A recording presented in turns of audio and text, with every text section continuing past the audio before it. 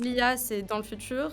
La recherche en IA, c'est encore plus dans le futur. Mon équipe, c'est vraiment le futur. J'ai grandi en dehors de Marrakech, dans un village qui s'appelle Tamsloht. Et ensuite, j'ai join OpenAI. On pense toujours à l'intelligence artificielle comme cette pointe de la technologie, mais en fait, c'est aussi quelque chose qu'on peut intégrer dans nos administrations, dans nos hôpitaux, dans nos écoles, qui nous permet énormément d'avancer et d'aider tous les citoyens. Est-ce que l'IA va tous nous tuer, en gros? Waouh, quelle question. L'intelligence artificielle est en train de changer le monde et on a tous 1000 questions pour comprendre comment l'utiliser et qu'est-ce que ça implique pour notre futur. Aujourd'hui, on a la chance de recevoir Houda Nait El Barj, une Marocaine qui est au cœur de cette révolution. Elle travaille chez OpenAI, la célèbre entreprise qui a créé ChatGPT. Dans cet épisode, elle nous explique comment utiliser l'IA dans notre quotidien et comment ça va complètement changer notre manière de travailler. Je pense pas que l'IA va remplacer tous les postes, que ce soit des postes créatifs ou intellectuels. Par contre, je pense que l'IA augmente certains types de postes. La mission pour nous, c'est de développer une intelligence générale artificielle qui bénéficiera à toute l'humanité. Je voulais juste apprendre et je pense que c'est toujours la curiosité qui m'a poussée à faire d'autres choses. Ça ne tient qu'à moi, qu'à ma quantité de travail, qu'à ma motivation, qu'à ma persévérance de réussir. Ce chiffre m'étonne toujours. 90% d'entre vous qui écoutez ce podcast régulièrement n'êtes toujours pas abonnés à la chaîne. Donc une seule chose, si vous aimez ce qu'on fait, si vous aimez ces podcasts et que vous voulez nous soutenir, abonnez-vous à la chaîne. Ça nous aide énormément. On va continuer à faire venir des invités super intéressants et à vous proposer des podcasts de qualité. Houda, welcome. Merci, bonjour Simo. Super content de te recevoir sur le podcast. Écoute, aujourd'hui, épisode très spécial. Donc Houda, tu es chez OpenAI actuellement. Ouais. Donc on va beaucoup parler d'IA aujourd'hui forcément. Ouais. Et je vais te laisser te présenter, mais ce qui est ouf, c'est que donc aujourd'hui, en ce moment, tout le monde parle d'IA. C'est un peu le sujet le plus dont tout le monde parle parce que on utilise ça tous les jours, de plus en plus, et ça a un impact énorme. Dans ce monde-là, il y a un outil qui est hyper connu, qui est ChatGPT, qui est fait par OpenAI, dans la boîte dans laquelle tu bosses. Et OpenAI, ils bossent sur plein de projets, dont certains projets sur lesquels ils réfléchissent, y compris pour le futur et tout. Et toi, il se trouve que tu bosses dans cette équipe-là qui s'occupe de la recherche chez OpenAI. Donc, tu es un petit peu, on va dire, à la frontière de ce qui se fait dans l'IA aujourd'hui. Et donc, voilà, j'ai envie que tu nous racontes un petit peu ton parcours, que tu nous racontes où est-ce qu'on en est aujourd'hui dans l'IA, vers où on va, et que tu nous expliques tout ça, en gros. Déjà, merci Simo de m'avoir invité. C'est vraiment un plaisir pour moi d'être dans ton podcast. J'ai écouté pas mal d'épisodes et c'est vraiment chouette que tu invites autant de gens à parler de leur parcours et aussi pour inspirer tous les gens au Maroc et tous les gens qui écoutent ton podcast. Je trouve que c'est vraiment fantastique. Merci. Donc, je travaille à OpenAI. Je suis responsable de recherche dans une équipe qui s'appelle The Future of Computing. Et en fait, alors déjà, l'IA, c'est dans le futur. La recherche en IA, c'est encore plus dans le futur. Mon équipe, c'est vraiment le futur. Et des fois, c'est assez intéressant quand je rentre en Europe, au Maroc, de voir toujours ce décalage entre la bulle de mon travail et le reste du monde. Ouais, mais on dit souvent que, tu bosses dans la Silicon Valley, on dit souvent que là-bas, tout le monde est dans le futur parce qu'il y a beaucoup de startups, tout le monde réfléchit au futur du sujet qu'il traite en fonction du domaine dans lequel il est. Et là, pour le coup, c'est vraiment le max, quoi. Premier podcast à distance aussi, ce qui est une nouvelle expérience, ce qui est cool. Donc là, tu es à San Francisco. Ouais. On a 9 heures de décalage. Ouais, il est 9h du mat pour moi et il doit être 18h pour toi. Voilà, exactement. Ouais. Donc voilà, sabah al khair aussi. Merci. Et finalement, ouais, c'est cool, franchement, un podcast à distance, j'aime bien. Par contre, ton setup versus mon setup. Ouais. Non, mais tu m'as dit que vous aviez un setup chez OpenAI pour les podcasts, ça m'étonne pas. Moi, je suis juste chez moi. Donc j'ai un moins bon setup que toi. Surtout que je t'ai envoyé tous les détails, etc. avant le call. Et en fait, c'était pas nécessaire. Vous aviez déjà tout ce qu'il faut. Ouais, c'est l'équipe, c'est pas moi. Mais ouais. Est-ce que pour commencer, je peux te laisser te présenter? Donc, je m'appelle Houda Nait El Barj. J'ai grandi à Marrakech. En fait, pas à Marrakech, j'ai grandi en dehors de Marrakech, dans un village qui s'appelle Tamsloht. J'ai fait mon lycée au Maroc. Ensuite, je suis partie en Angleterre où j'ai étudié les statistiques. Hem, j'ai passé 5 ans en Angleterre et j'ai quitté l'Angleterre en 2020, donc pendant le covid, pour venir en Californie, notamment à Stanford, où j'ai commencé mon doctorat, en mathématiques et en théorie des jeux. Et ensuite, j'ai quitté mon doctorat en 2024, l'année dernière, parce que j'ai join OpenAI. Voilà. Donc t'as drop out le doctorat. Ouais, j'ai drop out le doctorat. Exactement. Trop cool, trop cool. Donc, raconte-nous un peu comment t'es arrivé chez OpenAI, c'est-à-dire, c'est quoi l'histoire qui a fait que t'es arrivé chez OpenAI? Parce que donc tu t'étudies à Londres, t'as bossé en finance, je crois, et après t'es allé du coup en PhD aux US, donc t'as fait plein de sauts, de domaines, de trucs, etc. Pour l'histoire aussi, ce qui est marrant, c'est qu'on s'est rencontrés il y a longtemps et on a eu le bac à peu près en même temps. Et donc, tu sais, je suivais un petit peu ton parcours. Et t'es un peu le type de personne où toutes les 2 ans, on se dit elle est où maintenant? Ok, parce que t'étais chez JP Morgan. Ensuite, t'es allé aux États-Unis, donc Stanford, puis OpenAI. Et on se dit toujours enfin, dans 2 ans, je sais pas où tu vas être, mais en gros, il y a toujours, il y a toujours ce truc. Donc, c'est quoi un petit peu l'histoire jusqu'à que tu arrives à OpenAI? Comment t'as Ouais. fait? Bah déjà, moi, quand j'étais au bac, je voulais absolument partir en Angleterre parce que, j'étais dans un lycée français. J'avais beaucoup d'amis qui sont allés en prépa. J'ai failli aller en prépa d'ailleurs, on aurait peut-être été ensemble. Hem, en fait, ça m'intéressait pas parce que c'était pas quelque chose de nouveau et je voulais vraiment, vraiment aller dans un monde nouveau. Et quand on est au lycée, on a énormément de pression sociale, des parents, des profs et cetera, qu'il faut aller en prépa, il faut faire une école d'ingénieur, et cetera. Mais moi, ça me disait vraiment rien.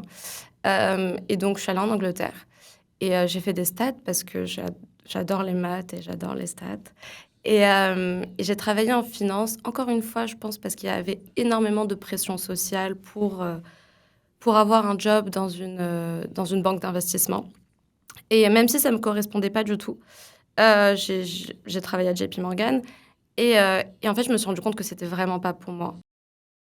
Et c'est je suis très grateful d'avoir fait ces années-là, cette année-là en banque parce que ça a été très, très formateur.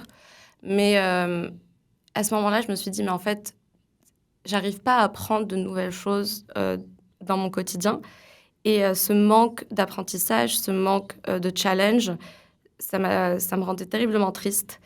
Et donc là, je me suis dit: «OK, il faut que je fasse vraiment quelque chose de différent» et à l'époque, la seule façon de venir aux États-Unis, c'était de reprendre mes études parce que bon, je pouvais pas venir et travailler directement et donc je me suis dit: «OK, bah, je vais faire un doctorat, je vais continuer à faire de la recherche qui est un environnement qui me passionne énormément» et donc j'ai eu une position à Stanford.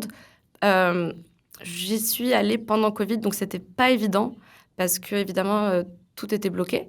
Je me souviens, j'étais allée pendant 2 semaines en Serbie parce que c'était le seul pays qui avait des vols avec les États-Unis. J'ai dû faire une quarantaine, enfin, je me souviens, mes parents étaient pas très sereins à l'époque, mais Et quand tu as quitté la finance pour aller aux US, tu avais l'impression que c'était la première fois que tu faisais un truc qui était vraiment contre toute la pression que tu avais, le fait de, tu vois, faire les études qu'il fallait, le job qu'il fallait. Tu sentais que c'était vraiment la première fois que tu sortais du jeu, entre guillemets?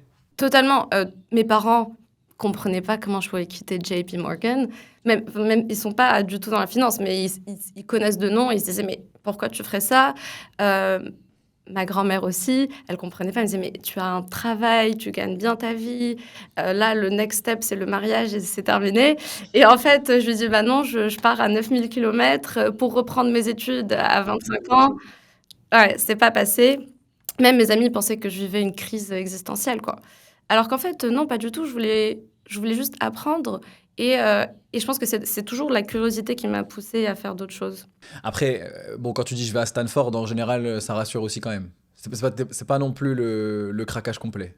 C'est pas le craquage complet, mais pour des parents, pour ta famille, où tu leur as dit: «Je m'installe à Londres, j'ai commencé mon job» et qu'un an après, tu leur dis: «Je me casse à Ouais, 9 000 kilomètres». le truc aussi, c'est que c'est seulement un an après. C'est-à-dire que tu viens de Ouais. commencer et tu dis, bah en fait, بغيت نرجع نقرا, finalement j'ai pas Ouais. envie de bosser en banque, truc, et tu laisses forcément le bon salaire, tout ce qu'il faut, Ah etc. oui, oui, Ok. tu laisses tout ça, ouais. Et donc tu arrives aux US, tu reviens, enfin tu étudies, mais en même temps c'est un PhD, donc c'est différent. Mais comment ça se passe? Qu'est-ce qui te marque? Comment tu sens le truc en arrivant là-bas? Quand je suis arrivée, encore une fois, c'était Covid. Donc, pour être honnête avec toi, les 9 premiers mois, quand je suis arrivée, j'étais enfermée dans ma chambre et je faisais que travailler. Donc, rien d'excitant. Mais par contre, le moment où je suis allée à l'université et que, en personne pour de vrai, et qu'en fait, je me suis rendu compte qu'il n'y avait pas de limite.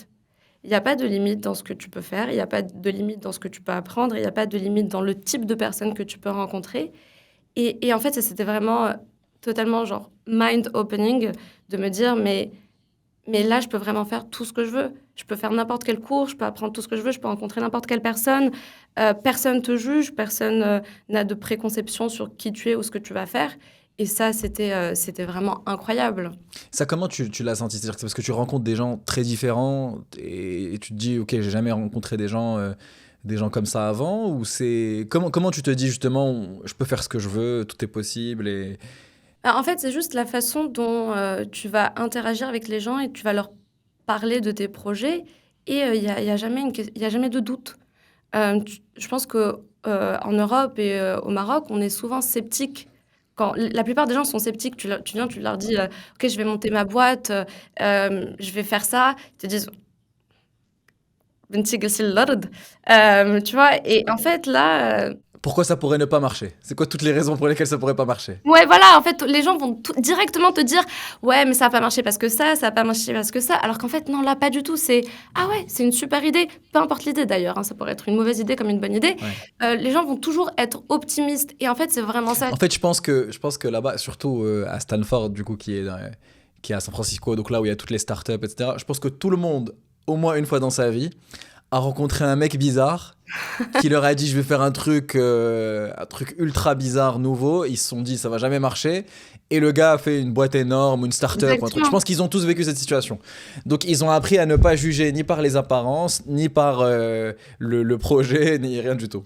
C'est exactement ça. C'est en fait, tu ne peux pas juger à l'avance. Et c'est vraiment. Et en fait, ça ouvre tellement de champs de possibles de te dire, ok, ça ne tient qu'à moi, qu'à ma quantité de travail, qu'à ma motivation, qu'à ma persévérance de réussir. Et ça, c'est incroyable. Ok. Donc tu commences ton PhD. Déjà, tu te dis, ok, je suis dans un autre monde, ça va vite. Il y a des gens bizarres qui font des trucs bizarres, etc. Ok. Et comment tu arrives chez OpenAI? Parce que je crois que tu travailles aussi avec Meta à un moment, donc avec Facebook. Euh, c'est quoi l'histoire qui t'a emmené vers OpenAI? Donc, j'étais en 4e année et en fait, je faisais de la recherche sur les équilibres dynamiques en théorie des jeux. Donc, c'est une partie très mathématique. Et je rencontre à l'époque Mira, qui était notre Chief Technology Officer, notre CTO. Et on a directement connecté. Elle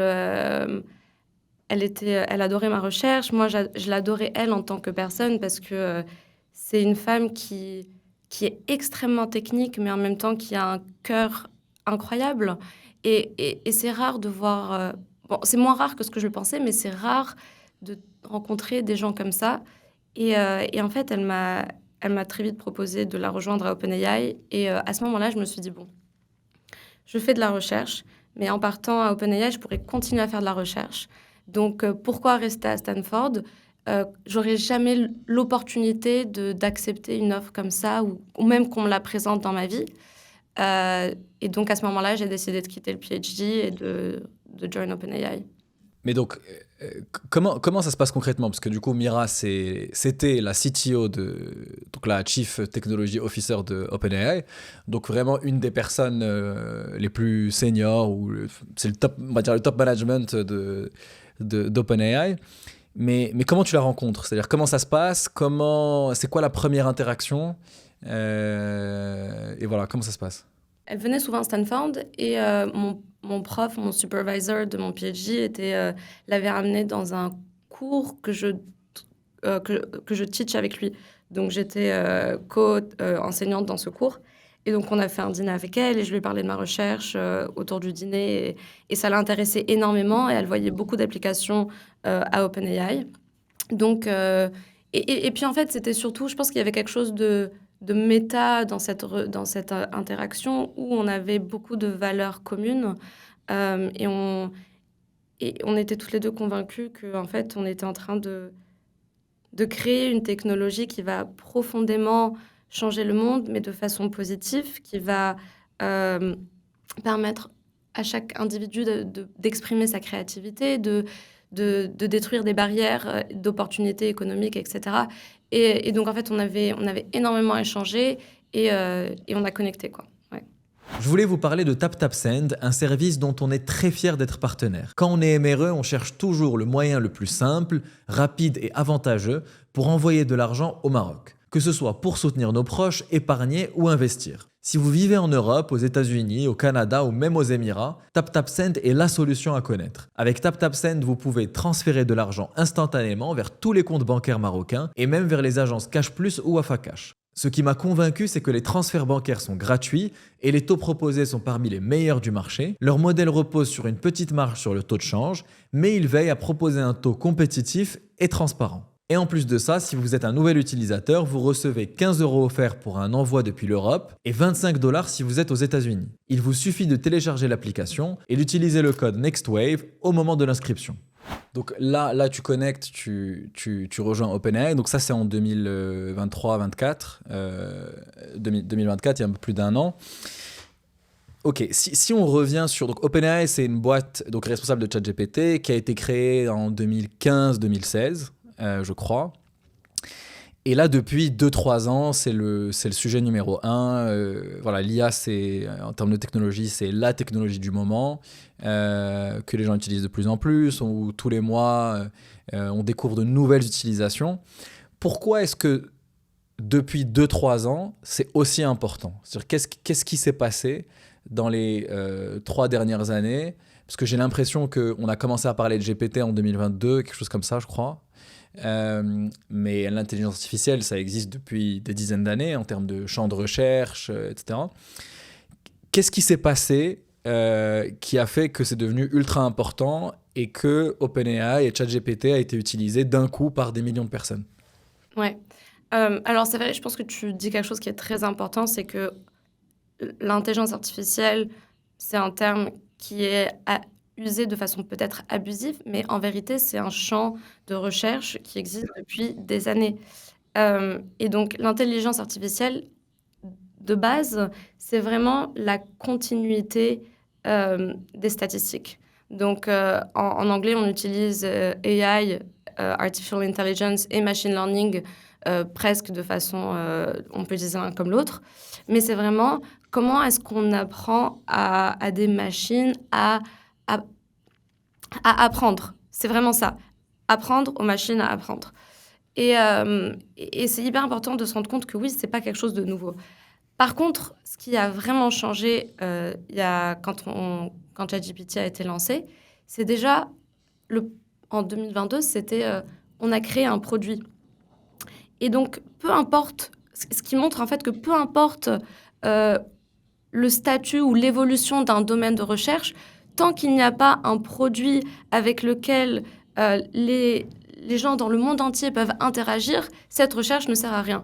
Et donc, en fait, c'est cette interface qui est ChatGPT, qui est une interface simple. C'est juste une boîte où tu peux rentrer ton texte et tu vas avoir une réponse. C'est la chose la plus intuitive, la plus facile à utiliser. Et en fait, on a créé un produit qui permettait d'exposer toute cette recherche pour tout le monde dans le monde. Et c'est là que les gens ont pu se rendre compte de ce qui était possible aujourd'hui. Donc ça, c'est en 2022. C'est vraiment la création d'un produit intuitif qui permet d'exposer cette intelligence. Donc en fait, tu peux avoir toutes les recherches que tu veux. Si tu n'as pas un entrepreneur ou une boîte qui te crée un produit qui est utilisable, ça peut pas arriver. Ouais, ça sert à rien. Je pense qu'il faut... le monde est tellement grand, divers. Les gens ont tellement des aptitudes qui varient et des domaines de literacy qui varient qu'en fait, si tu ne fais pas un produit qui est simple, qui est intuitif, tu peux pas toucher les gens. C'est pas possible. Ouais. Donc, ouais, donc il y a eu ça en 2022. Et en fait, depuis 2022, ce qui s'est passé, c'est que les modèles se sont juste énormément améliorés. Je me souviens utiliser ChatGPT en 2022 et aujourd'hui, la qualité de la réponse n'est pas la même. Le taux d'hallucination, qui est un problème en IA générative, a énormément réduit. Aujourd'hui, tu peux avoir des modèles qui t'écrivent des analyses que des gens dans des cabinets de conseil te feraient. Le modèle te le fait en 5 minutes. Et pour un cabinet de conseil, tu as besoin d'une semaine. Donc, tu vois, il y a quand même une expertise qui a énormément augmenté et une reliability. Tu peux faire confiance aux résultats d'un modèle, beaucoup plus qu'en 2022.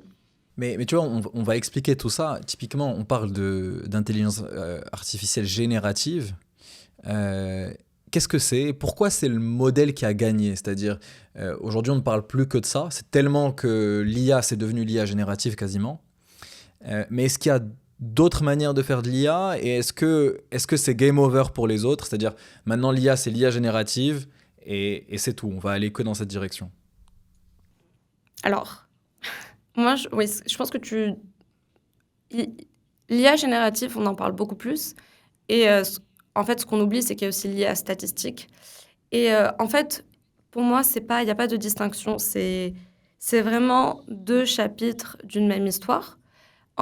Les modèles statistiques vont observer une quantité énorme de données et ils vont essayer de comprendre les lois sous-jacentes dans ces données.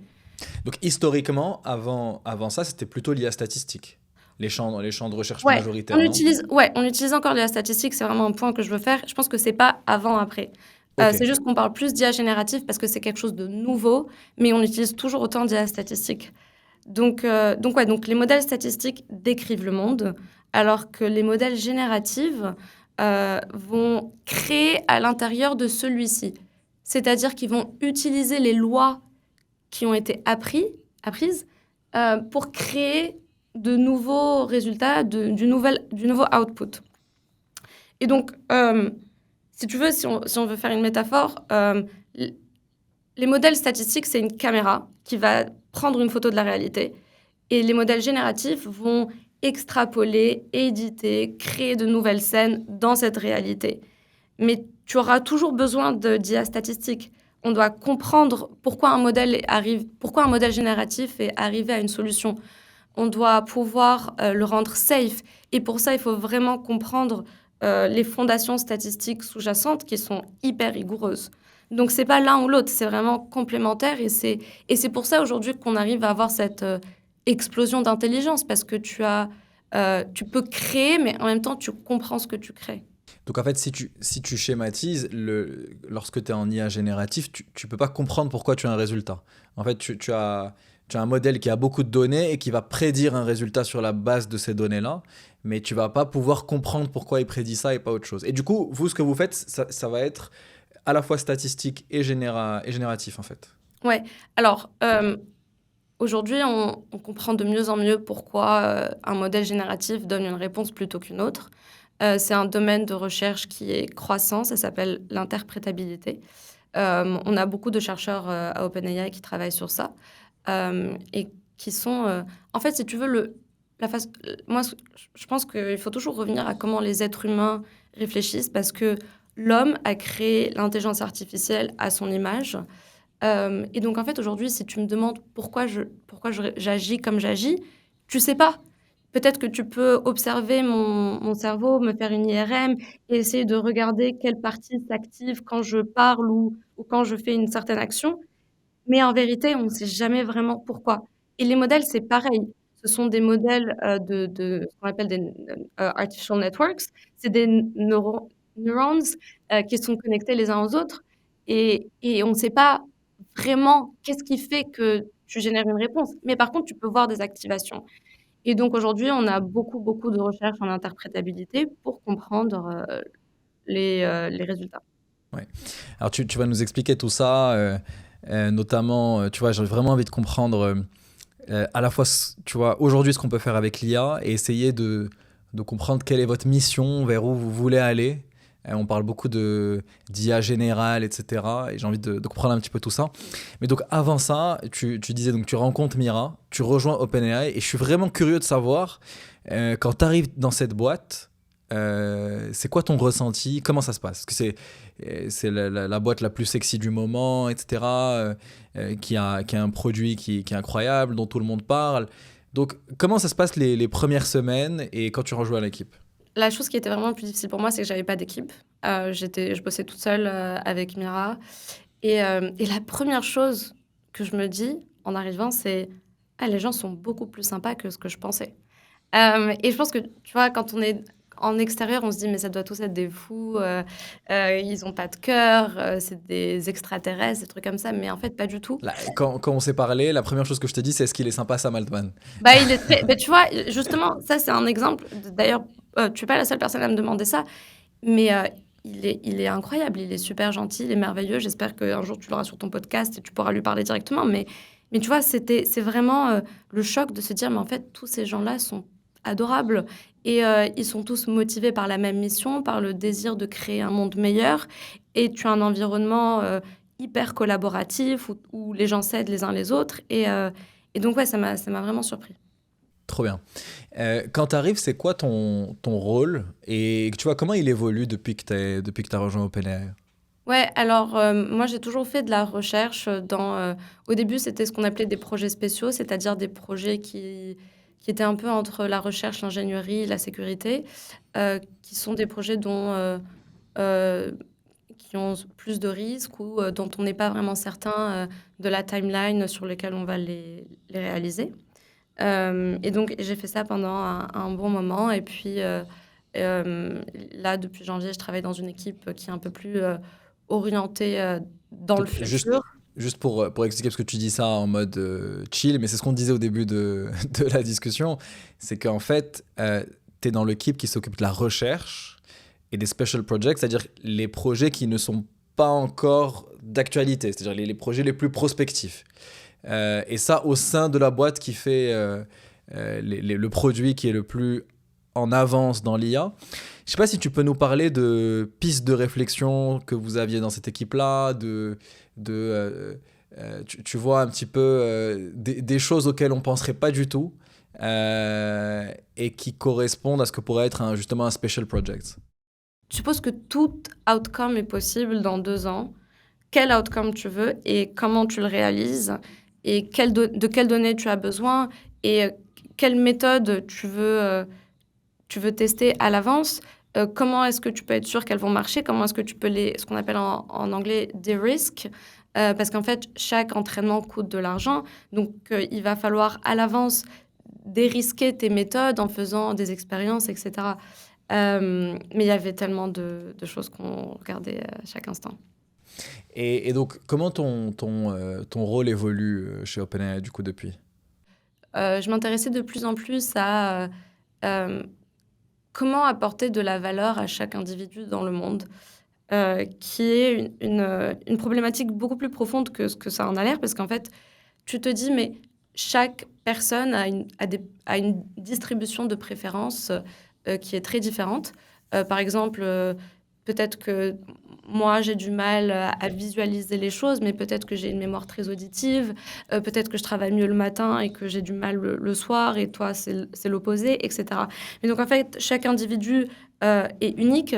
Et donc, quand tu développes un système que aujourd'hui 500 millions de personnes utilisent dans le monde, comment est-ce que tu vas adapter ce système à chaque individu pour être sûr euh, que ce système lui bénéficie, lui en particulier, le plus possible? Et donc, c'est vraiment cette question d'adaptabilité. C'est un seul modèle, mais ce modèle s'adapte à chacun. Et en fait, ce modèle doit aider chacun à s'épanouir. Et donc ça a vraiment été une question qui, moi, m'a toujours motivée depuis très longtemps. Et donc, c'est pour ça que je me suis dirigée vers cette équipe qu'on appelle le Future of Computing, qui est une équipe qui recherche les nouveaux paradigmes dans une ère d'intelligence artificielle générale. tu en as parlé tout à l'heure. Et c'est vraiment comment est-ce qu'on va repenser l'interaction des êtres humains avec la technologie et comment est-ce qu'on peut la design pour que cette interaction permette l'épanouissement de chacun. Ce qui est hyper intéressant, c'est que pour moi, tu vois, ChatGPT, c'est le produit le plus général du monde. C'est-à-dire que tu as une interface de texte et c'est tout. Enfin, tu as des petits trucs, mais grosso modo, tu as une interface de texte et c'est tout. Et pourtant, c'est utilisé par, tu disais 500 millions de personnes, je crois que c'est 500 millions par semaine, je crois, d'utilisateurs uniques ou quelque chose comme ça. Donc 500 millions de personnes qui reviennent toutes les semaines. Donc c'est à la fois le produit le plus généraliste, mais qui est utilisé par plein de gens et pour des tâches ultra précises. Donc c'est intéressant de voir comment vous réfléchissez à comment on peut personnaliser l'outil pour les gens. Tu vois, typiquement, depuis quelques temps, je vois qu'il a de la mémoire, il se rappelle un petit peu de ce qu'on lui dit. Et donc lorsqu'on lui pose une question, il va prendre le contexte et être de plus en plus précis. Et je pense que ça rentre un petit peu dans ce que tu disais sur le fait de personnaliser. Avant que tu nous racontes un petit peu, tu vois, tout ce que tu disais sur l'intelligence artificielle générale, qu'est-ce que le futur de l'IA, etc. J'aimerais bien qu'on se dise, ok, là on est aujourd'hui, on est en 2025, on est en mai 2025. Qu'est-ce qu'on peut aujourd'hui faire avec l'IA, tu vois, pour les gens à la fois qui l'utilisent ou qui l'utilisent pas. Et peut-être ça peut être intéressant même de savoir toi dans ton quotidien comment tu l'utilises et quelles sont les utilisations que tu vois aujourd'hui. Ouais, alors, wow, quelle question. Alors, moi, je peux te dire comment moi je l'utilise et je peux te dire comment je vois les gens autour de moi d'environnements très différents l'utiliser. Euh, Moi, je l'utilise donc pour préparer mes présentations, que ce soit pour préparer le texte ou pour générer des images que je peux ensuite mettre dans mes présentations. Je l'utilise pour apprendre des choses. Je trouve que c'est vraiment le meilleur moyen de poser des questions. Et je pense que du coup, par exemple, quand on est une famille et qu'on a des enfants, c'est incroyable parce que tu sais, quand tu as un enfant qui te dit pourquoi la lune me suit dans la voiture et que tu n'as pas la réponse Ça, c'est vrai. directe, Moi, j'ai pas d'enfant, mais je lui pose des questions d'enfant parfois, ouais. tu vois, c'est incroyable, c'est des questions d'enfant et c'est un modèle qui va pas te juger et qui va vraiment, tu peux lui dire, j'ai pas compris ton explication, explique de façon plus simple et il va toujours s'adapter à toi. Et en fait, c'est ça qui est vraiment, pour moi, l'un des pouvoirs de l'IA, c'est que il va s'adapter à toi et il va te donner la meilleure réponse pour toi. Et c'est pour ça d'ailleurs, donc tu parlais de mémoire et c'est pour ça que je trouve que la mémoire, c'est un des core value proposition du produit, c'est que il va former une représentation de toi, de Simo, et il va se dire, OK, bah, Simo, pour qu'il comprenne vraiment ma réponse, il faut que je la formate de telle façon, il faut que j'utilise tel mot-clé, des trucs comme ça. Et donc, en fait, ça va faire que toi, tu vas comprendre mieux son résultat. Et la façon d'imaginer, c'est vraiment comme un prof qui s'adapte à ses élèves. Et donc, ouais, donc je l'utilise pour mes présentations, je l'utilise pour générer des images, je l'utilise aussi énormément pour écrire du code. Ça, c'est peut-être l'utilisation numéro un. Pour moi, c'est incroyable à quel point ça augmente ma productivité. Je l'utilise pour m'aider à traquer mes goals dans la semaine, pour me faire des plans de workout, enfin, des choses vraiment simples, utilitaires. Je l'utilise aussi, j'utilise notre voice mode. Donc ça, c'est un truc qui est moins connu, mais tu as Donc le voice mode, c'est le fait de pouvoir discuter avec. Ouais, tu peux discuter avec. Et ça, c'est hyper utile, notamment quand j'essaye de brainstorm des idées. D'avoir quelqu'un à qui, enfin quelqu'un, voilà, d'avoir quelque chose avec qui je peux itérer sur des idées à l'oral de façon rapide. J'utilise aussi les capacités agentiques, donc c'est-à-dire que des fois, ChatGPT peut envoyer mes emails.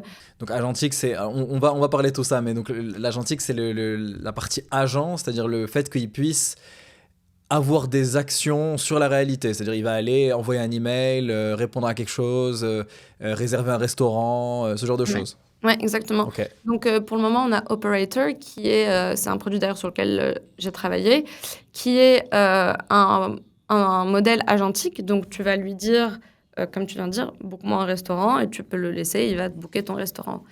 Et donc, ça me fait gagner énormément de temps dans la semaine.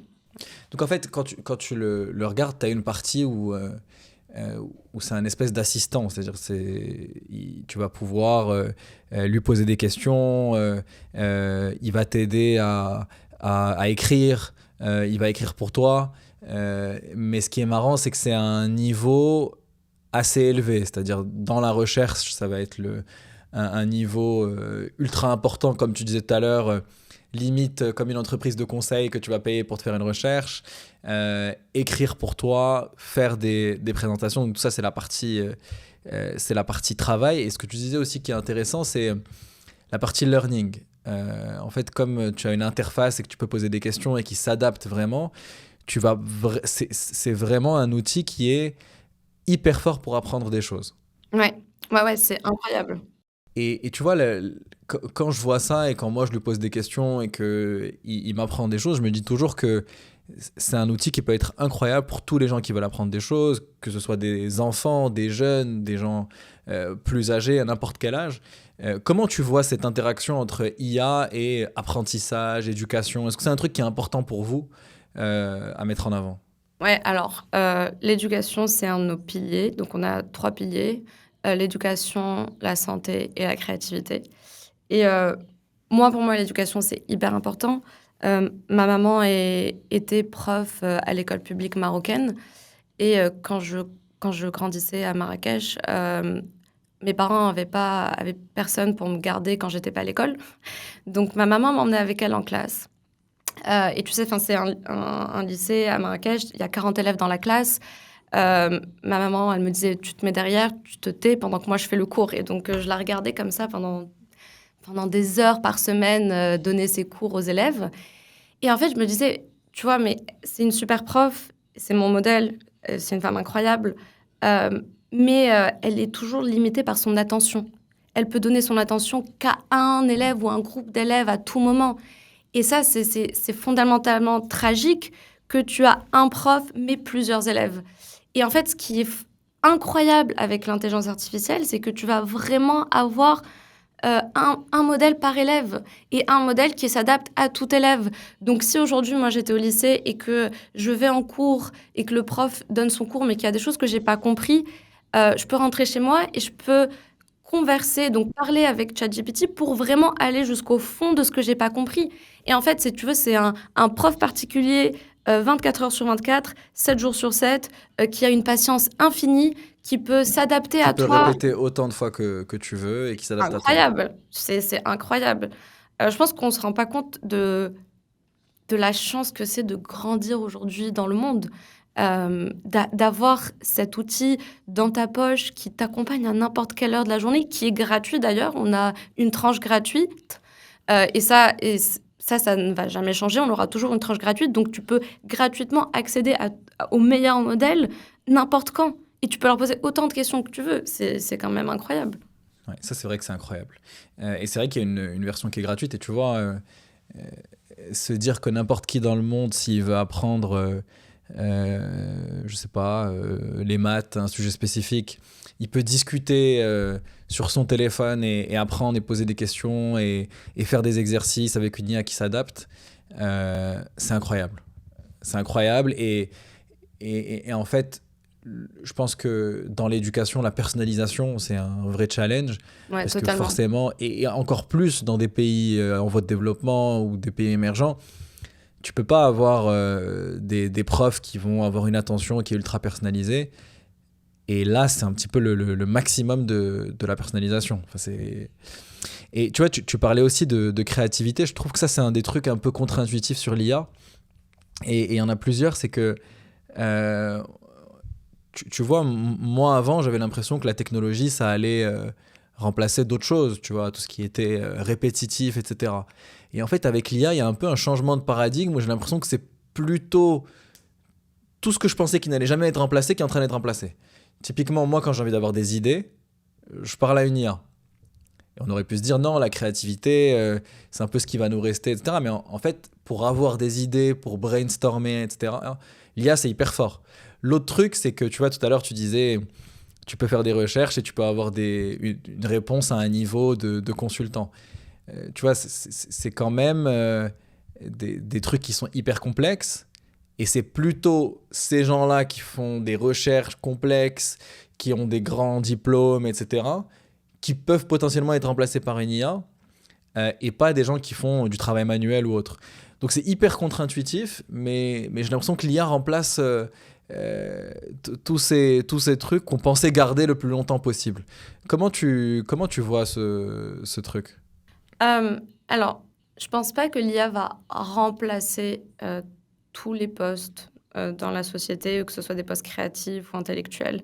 Par contre, je pense que l'IA augmente certains types de postes. Donc, c'est-à-dire qu'aujourd'hui, peut-être que tu auras, enfin, demain, peut-être que tu auras plus besoin de tous les first-year analystes qui vont passer une semaine à te faire un report, mais tu auras toujours besoin d'un individu, d'un être humain in the loop pour prendre une décision, pour réfléchir de façon critique, pour lire ton analyse et anticiper les conséquences. Et donc, je pense qu'on va passer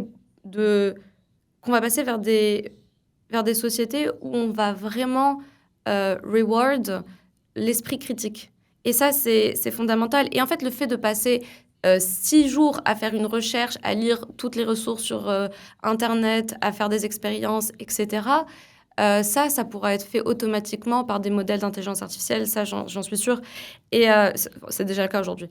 Mais par contre, tu auras toujours besoin d'un individu à la fin pour own la décision. Et donc, et ça va pas partir. Et quand tu parles de créativité, je pense que tu dis un truc hyper intéressant, qui est que aujourd'hui, on utilise les modèles pour brainstorm. Moi aussi, je le fais, tu le fais, parce qu'ils vont t'aider déjà, ils vont te proposer des idées, et des fois, ils vont te permettre de voir plus loin que là où toi, tu aurais pu voir si tu étais tout seul. Et donc, ils vont expand ton champ de vision. Mais en fait, ça ne tient qu'à toi de prendre une idée, de l'augmenter, de la discard, de penser à autre chose, de lui demander de revoir tes idées, etc. Donc, c'est vraiment, au final, c'est ton idée. C'est pas son idée à lui. Peut-être il te l'a proposé, mais l'idée vient de toi et c'est toi qui choisis l'angle sous lequel tu vas la développer. Et ça, je pense que c'est une nuance qui est hyper importante. Mais du coup, en fait, à l'ère de l'IA, c'est-à-dire le skill le plus important, en fait, c'est le jugement, quoi. C'est le fait à la fois d'avoir du jugement, presque du goût, c'est-à-dire savoir décider entre des propositions. Donc on peut le voir comme de l'esprit critique et en même temps on peut le voir comme aussi la capacité de décider et avoir presque le goût, c'est-à-dire quelque chose de compliqué à expliquer, mais savoir avoir le jugement et choisir la bonne chose. J'ai l'impression que c'est le skill qui sera le plus important en fait. Ouais, c'est vraiment la capacité de discernement. Je pense que, tu sais, ce qui est très intéressant, c'est que on revient vraiment dans les valeurs des philosophes des Lumières, qui est une période que j'adore dans l'histoire. Mais c'est vrai, aujourd'hui, la valeur qui est essentielle, c'est la capacité de discernement. Parce que déjà, même si les modèles hallucinent de moins en moins, tu as toujours le risque qu'ils te disent quelque chose qui n'est pas valide, surtout avec des modèles frontières qui viennent à peine d'être développés, etc. Et donc, si toi, en tant qu'individu, tu ne prends pas le temps de vraiment mettre en question le résultat d'un modèle et de te demander s'il est valide, etc., eh ben, tu ne peux pas l'utiliser. Donc, il faut vraiment développer cette capacité de discernement. Et ce qui est d'autant plus compliqué, c'est que quand on parle à une IA, on a un peu l'impression que c'est quelqu'un qui nous parle. Et ça, c'est structurel, c'est parce que c'est de l'écrit. Encore plus à l'oral. Ouais. Enfin non, peut-être encore moins. Parce qu'en fait, à l'oral, on se dit, bah, c'est pas exactement un humain. Mais à l'écrit, on se dit, il y a quelqu'un derrière qui nous répond. On se dit, ils nous disent tout ça, mais en fait, il y a des gens qui répondent. Non, je rigole, mais c'est tellement fort à l'écrit qu'on a l'impression que c'est un humain. Donc, et parfois, quand tu poses une question et qu'il te conseille quelque chose, je trouve que ça peut être dur de faire, ça peut être presque dur de faire autre chose et de ne pas suivre ses recommandations. Donc c'est hyper intéressant. Ouais, je pense que c'est quelque chose sur lequel on essaye d'éduquer les gens, qu'au final, c'est un modèle. C'est quoi les autres skills ou je veux dire juste les trucs sur lesquels tu penses il faut travailler ou il faut privilégier ou les choses qui deviennent les plus importantes à l'ère de l'IA aujourd'hui? Je pense que c'est très difficile d'imaginer le monde qu'on aura dans 1 an ou 2 ans. Même, tu vois, même pour moi qui essaye de l'imaginer constamment. Euh, la chose dont je suis vraiment sûre, c'est que, en fait, si tu veux, en tout cas, c'est ce pour quoi on travaille, c'est que on essaye de faire un monde où la technologie n'est plus une barrière entre l'individu et le monde réel. Donc, comme aujourd'hui, les téléphones, c'est une barrière physique, c'est une barrière mentale. Mais de créer une technologie qui est presque invisible dans ton monde réel et qui te permet de t'épanouir dans ce monde. Et donc, à partir de ce moment-là, je pense que ce qui est vraiment fondamental, c'est les valeurs humaines, c'est-à-dire être quelqu'un qui comprend autrui, cette notion d'altérité, euh, de pouvoir interagir dans un environnement social de groupe. Et donc, c'est toutes ces capacités interpersonnelles euh, qui seront de plus en plus valorisées, je pense. Ouais, c'est un peu la technologie qui annule tout, quoi, qui nous ramène À notre humanité. à notre humanité. On va revenir sur tout ça parce que c'est aussi se dire finalement c'est quoi le futur de l'IA. J'ai plein de questions à te poser à ce sujet. Mais avant ça, tu as parlé un petit peu, on a parlé de plein d'utilisations, on est revenu sur certaines et tu as parlé de notions d'IA agentique, donc d'agent. C'est-à-dire d'une IA qui peut faire des actions. Et c'est un petit peu, dans ce monde de l'IA, dans le monde de la technologie, c'est un peu le buzzword, le mot-clé dont on entend le plus parler en ce moment. Toutes les nouvelles startups qui se lancent font des agents. Est-ce que tu peux un petit peu nous expliquer ce que c'est justement que les agents, pourquoi c'est important? Est-ce qu'on est déjà ou on sera bientôt dans un monde où ces agents-là feront beaucoup d'actions dans notre travail, dans notre quotidien? Est-ce que tu peux nous expliquer un petit peu cet écosystème-là d'IA agentique? Alors, un agent, c'est un modèle qui a la capacité d'agir dans le monde. Aujourd'hui, la robotique est encore... elle est pas, le progrès en robotique est inférieur comparé au progrès en intelligence artificielle euh, sur Internet ou en local. Et donc, quand on va parler d'agents, on va vraiment parler de modèles qui ont la capacité d'agir sur le monde virtuel. Peut-être que dans 2 ans, 3 ans, ce sera aussi dans le monde réel, physique, mais pour le moment, c'est vraiment le monde virtuel. Et donc, ce que ça veut dire que cet agent va pouvoir naviguer Internet, il va pouvoir naviguer ton ordinateur et il va pouvoir faire des actions pour toi. Donc, tu vas lui donner un objectif et lui, il va le réaliser. Et donc, ton objectif, ça peut être un truc simple comme euh, fais-moi une réservation de restaurant. Et ensuite, il va devoir aller sur Google, aller sur le site du restaurant, booker le restaurant. Si le restaurant te demande une carte de crédit pour confirmer la réservation, il va devoir mettre ta carte de crédit, etc. Mais ça peut être aussi des choses un peu plus complexes et moins évidentes, comme par exemple, est-ce que tu peux me gérer mes expériences? Et donc, en fait, cet agent, il va devoir constamment regarder tes résultats, constamment réfléchir par rapport aux résultats que tu as et ton objectif, et ensuite devoir prendre des actions sur ces expériences. Donc, C'est-à-dire c'est des vraiment... expériences. Je te donne un exemple, enfin, c'est mon exemple parce que c'est ce que je fais, mais supposons que moi, je suis en train de faire des expériences scientifiques où j'ai des données, j'ai une problématique et j'ai des entraînements qui sont sur Internet. Et donc, je demande à mon agent de les regarder à chaque moment et de prendre une décision, par exemple, d'arrêter l'entraînement si il n'y a pas de résultat positif. Ou si, par exemple, si tu as un restaurant, suppose que ton agent, il te permet de traquer ton revenu chaque jour. Tu lui dis, OK, bah, je vais te donner accès à mon compte bancaire, je vais te donner accès à un système qui représente combien d'argent j'ai dans ma caisse ou un truc comme ça. Et je veux que chaque jour, tu me dises si je devrais continuer à gérer mon restaurant ou si c'est un business qui ne va pas marcher. Donc, tu vois, tu as cette double capacité de, un, prendre une action dans le monde réel et deux, réfléchir. Parce que pour prendre une action, l'utilité d'un agent, c'est que l'action qu'il prend soit optimale. Donc en fait, si on compare un agent à un logiciel, c'est-à-dire à tout ce qui existait avant, à tous les logiciels, les SaaS, etc., c'est le fait que, certes, il peut prendre des actions, mais ça, à la limite, un logiciel peut le faire, mais c'est qu'il réfléchit à la bonne action à prendre et il la prend. Ouais. Tu vas lui donner un objectif, toi en tant qu'utilisateur, et ton agent, il va tout faire pour réaliser cet objectif. Et du coup, tu penses que on va vers un monde où on aura tous plusieurs agents spécialisés sur des domaines qui font des choses, ou où tu te dis non, on est juste actuellement dans ce moment-là, on est actuellement dans ce moment-là où les agents sont hyper importants, tout le monde en parle, mais finalement, c'est qu'une mode, et demain, on aura plutôt une version de ChatGPT, mais qui n'est plus que du texte, qui est un espèce d'agent et qui peut prendre plein de décisions. C'est-à-dire que est-ce que tu vois les agents comme un petit peu les nouveaux employés, qui seront par domaine, par secteur, ou est-ce que juste c'est un passage et finalement on sera plus généraliste? Ouais, je pense que personne ne sait. Je pense que tu as 2 futurs, qui sont équiprobables.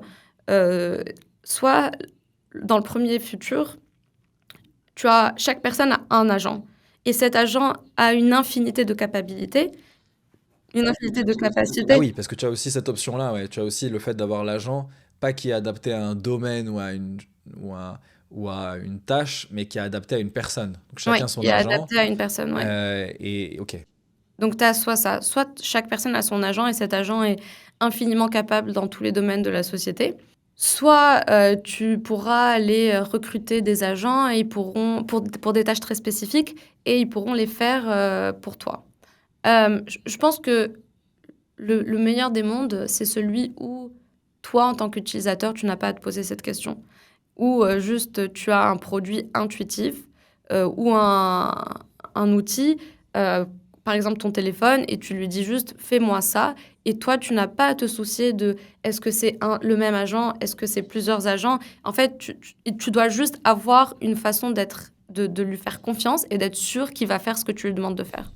Ce qui est hyper intéressant, c'est que tu parlais du fait d'augmenter les capacités humaines. En fait, quand je t'entends parler, c'est un petit peu comme si on était déjà dans un monde où n'importe qui peut avoir n'importe quelle information, peut apprendre n'importe quel sujet. Mais à la limite, on va vers un monde où n'importe qui peut faire n'importe quoi, entre guillemets. C'est-à-dire que ça devient vraiment un monde où il y a une grande proximité entre ce que tu as dans la tête et le fait que ça existe dans la réalité. Ouais, totalement. Alors ça, c'est un truc, qui moi me motive énormément et qui est l'une des raisons pour laquelle je suis ici et je crois vraiment en ce que je fais, c'est que, en fait, on est en train de créer un monde où chacun peut transformer son intention, en réalité aussi facilement qu'il peut parler.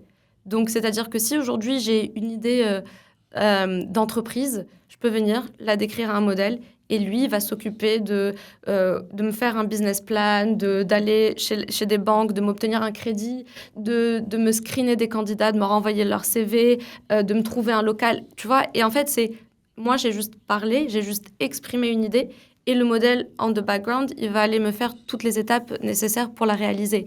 Et ça c'est valable même dans des choses plus créatives. Aujourd'hui, si tu réfléchis vraiment, heu, pour réaliser un film, il faut des moyens, il faut un producteur, il faut du matériel, il faut des acteurs et cetera et cetera. Et donc en fait, ça fait que pour réaliser un bon film, il te faut beaucoup d'argent et pas tout le monde peut le faire.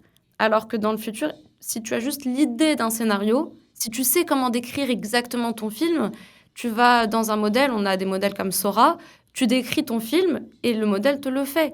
Et donc en fait, ça ouvre un champ, des possibles incroyable où tu n'as plus de barrière d'éducation, plus de barrière d'accessibilité, plus de barrière de langue et où tu vas juste décrire quelque chose et le modèle te le fait et ça, c'est incroyable.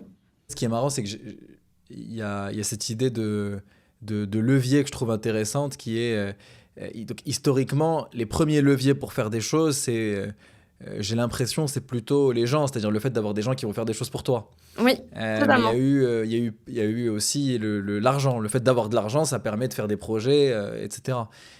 Et finalement, euh, j'ai l'impression que l'IA, c'est un peu le levier ultime, parce que tu as à la fois une technologie qui peut faire des choses, qui peut réfléchir, donc ça remplace plein de choses, et ça fait que l'être humain a un levier énorme pour agir, pour avancer, etc. Ouais, totalement. Moi, je suis convaincue que l'IA et ce qu'on appelle nous AGI, donc l'intelligence générale artificielle, c'est vraiment le grand égalisateur, dans le sens où, en fait, ça détruit toutes les barrières. Ça fait que si vraiment on réussit, chaque personne, peu importe son lieu de naissance, peu importe son accès, elle disposera vraiment de super pouvoirs qui avant étaient réservés qu'à une poignée de personnes dans le monde. Et dans dans ce monde où l'intelligence est abondante, elle est accessible à tous, et encore, alors, il va falloir qu'on se batte pour que ce soit accessible à tous, mais je pense qu'on est sur la bonne voie. Mais si vraiment c'est le cas, et c'est ce pour quoi on travaille, euh, en fait, tout le monde aura les mêmes opportunités, et ça ne tiendra qu'à toi de faire ce que tu veux faire dans le monde. Et ça, c'est beau quand même. Parce que tu peux parler dans n'importe quelle langue, apprendre n'importe quoi, et d'où que tu viennes, Ouais. c'est Et tu hyper peux le intéressant. réaliser surtout. Et tu vois, tu as parlé tout à l'heure de jugement, que c'était important. Tu as parlé de notion que l'humain redevenait important. Ça aussi, je trouve ça hyper intéressant. Et le troisième truc que je vois quand tu dis ça, c'est que finalement, ce qui devient aussi important, de plus en plus, vu que tu peux faire tout ça, c'est à la limite l'envie de faire les choses. C'est-à-dire que le désir est hyper important. Parce que si, en fait, tu n'as plus de distance entre ton intention et l'action, ce qui devient le plus important, en fait, et ce qui fait la différence entre les gens, c'est les gens qui ont le plus de désir de faire, d'agir, etc. Alors, on va parler d'AGI parce qu'on n'y est toujours pas venu. On va parler aussi parce que tu vois, moi aussi, ça me passionne, et donc je trouve ça hyper intéressant, mais il faudra qu'on parle aussi des risques. Tu vois, est-ce qu'il y a des risques dans l'IA? C'est quoi les problématiques? À quoi il faut faire attention, etc. Mais donc, c'est quoi ou peut-être, je vais plutôt te poser la question comme ça, avant de parler des GI, c'est quoi la mission d'OpenAI? C'est quoi pour toi l'objectif d'OpenAI? Est-ce que c'est de créer une AGI, et qu'est-ce que c'est? Mais avant ça, vraiment, c'est quoi la mission?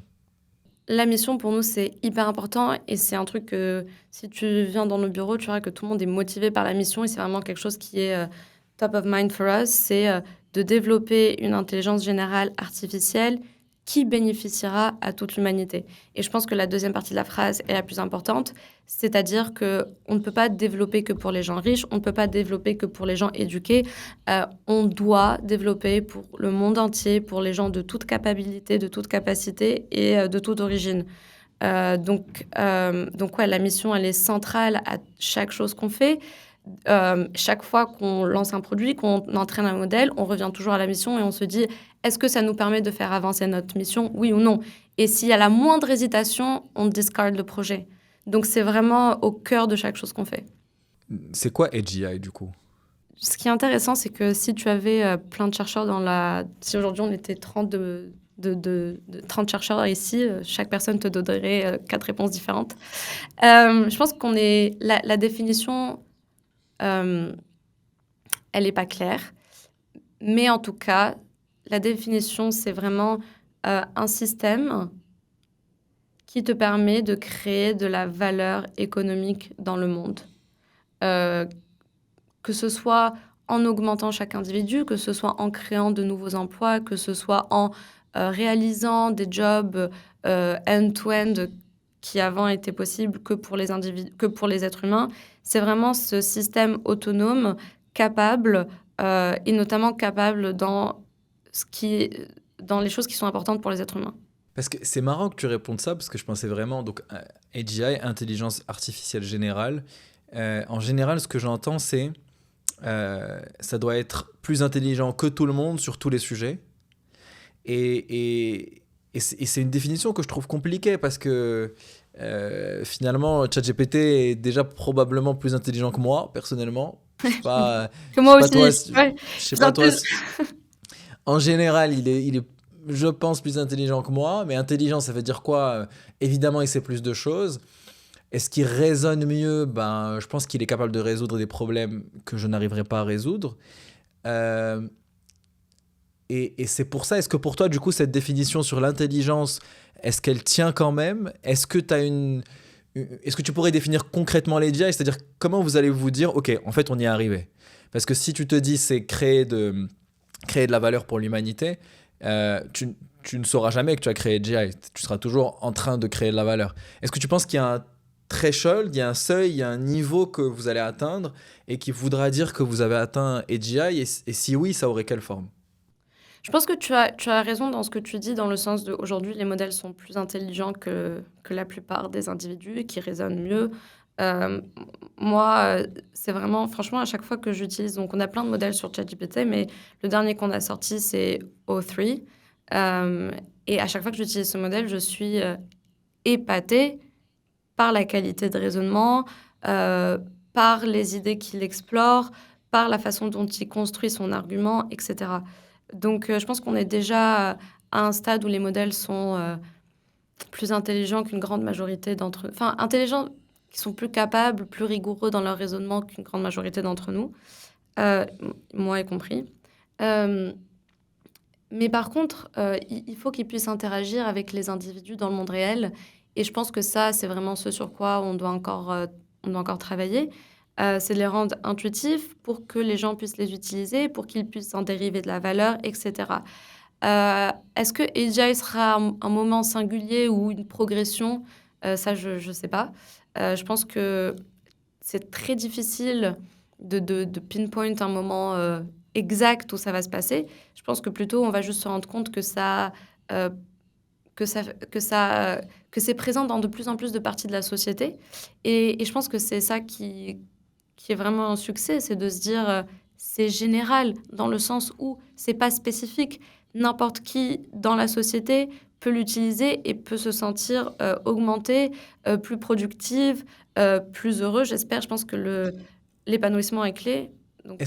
Est-ce que du coup, parce qu'on parlait de jugement, etc., est-ce que tu penses que ce qui manque aujourd'hui à l'IA pour devenir une intelligence artificielle générale, c'est cette partie-là de l'intuition, du jugement, c'est-à-dire au-delà de pouvoir résoudre des problèmes précis, c'est le fait de pouvoir correctement décider et prendre des directions. Tu penses que c'est peut-être cette forme d'intelligence-là qui manque?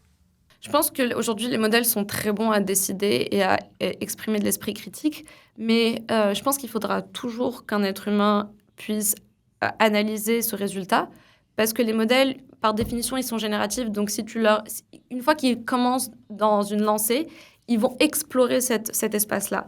Et la question, c'est vraiment, OK, mais est-ce que l'espace qu'ils ont exploré est le seul espace ou le meilleur espace? Et donc, en fait, c'est pour ça que toi, en tant qu'individu, tu as énormément de valeur ajoutée à te dire, ah, mais est-ce que c'est le meilleur résultat? Est-ce qu'il y a un résultat encore mieux? Et ça, c'est hyper important pour les choses qui sont moins binaires. Donc, par exemple, en maths, je pense qu'aujourd'hui, tu peux faire confiance au modèle à 100%, mais pour des choses qui sont plus nuancées, plus subjectives, euh, il faudra toujours un être humain qui essaye de faire la part des choses. Et tu vois, je me demande justement si effectivement un jour on se réveillera, on se dira on l'a atteint, ou si en fait non, c'est juste que ça va continuer à se développer et juste on aura de plus en plus de technologies qui peuvent faire des choses incroyables. C'est intéressant. J'aimerais bien parler des risques de l'IA. D'ailleurs, je pense que c'est un sujet sur lequel tu as bossé, qui t'intéresse, etc. Moi, parfois, j'entends parler d'un mot qui revient beaucoup, c'est alignement. Est-ce que l'IA est alignée avec nos objectifs? Enfin, tu vas nous expliquer parce que je ne saurais pas exactement bien expliquer ça. Est-ce que tu peux nous expliquer un petit peu quels sont pour toi les risques de l'IA et voilà, quelles sont vraiment les choses auxquelles tu penses il faut le plus faire attention? Ouais. Est-ce que l'IA va tous nous tuer, en gros? Alors non, l'IA ne tuera pas tous. J'espère pas en tout cas. Mais ouais, tu as raison. Donc l'alignement, c'est un domaine de recherche essentiel. Je pense qu'aujourd'hui, dans les labos de recherche d'intelligence artificielle, tout chercheur touche à l'alignement d'une façon ou d'une autre.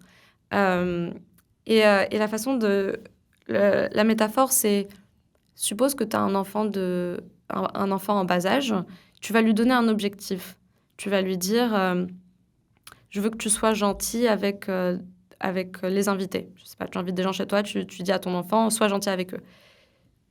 Lui va prendre ton objectif et en général, s'il est bien éduqué, il va essayer de l'accomplir. Donc, tu vois, donc déjà, tu as cette notion de... Le premier step, c'est est-ce qu'il a compris ton objectif? Le deuxième step, s'il a compris ton objectif, c'est est-ce qu'il sait comment le réaliser? Ok.